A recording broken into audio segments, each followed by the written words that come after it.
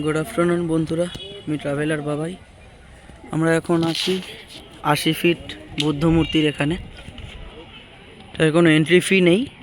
Bank of ইন্ডিয়ার পাশ থেকে একটা গলি গেছে, মানে তার মহাবোধি যে মেন টেম্পলটা মানে মন্দির, তার থেকে এই 1-1.5 কিলোমিটার দূরে বুদ্ধ স্ট্যাচু।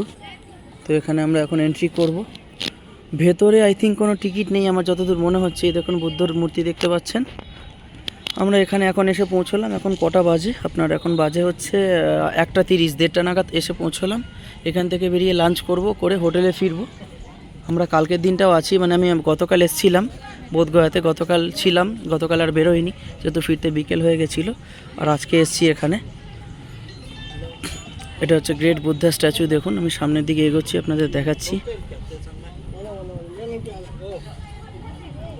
এই দেখুন 80 ফিট স্ট্যাচু। এখানে শু রিমুভ করে যেতে হয়, জুতো খুলে যেতে হয় এখানে ভেতরে। আমি আপনাদের জাস্ট দেখিয়ে দিচ্ছি, কারণ জুতো পরে ঢুকতে পারবো না। যতটা দেখানো দেখিয়ে দিচ্ছি। এখানে অনেকগুলো মূর্তি রয়েছে সাজানো। এই হচ্ছে সামনের মূর্তি।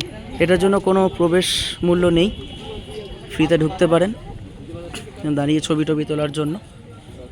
দেখালাম এইটা। এখানে আছি এখন। এখান থেকে আমরা যাব লাঞ্চ করতে। দেখুন পুরো জায়গাটা, ছবি টবি তুলছেন সবাই। বেশ ভালো জায়গা, কোলাহল নেই সেরকম, শান্তশিষ্ট জায়গা। আপনারা দেখতে পারেন এখানে বুদ্ধগয়া এলে একটা দিন এখানে দেখবেন। আর ওখানে থাইল্যান্ডের, শ্রীলঙ্কা, জাপান, ভুটান, মালয়েশিয়া, বাংলাদেশের সব ওখানে আপনার ইয়েগুলো রয়েছে, মন্দিরগুলো।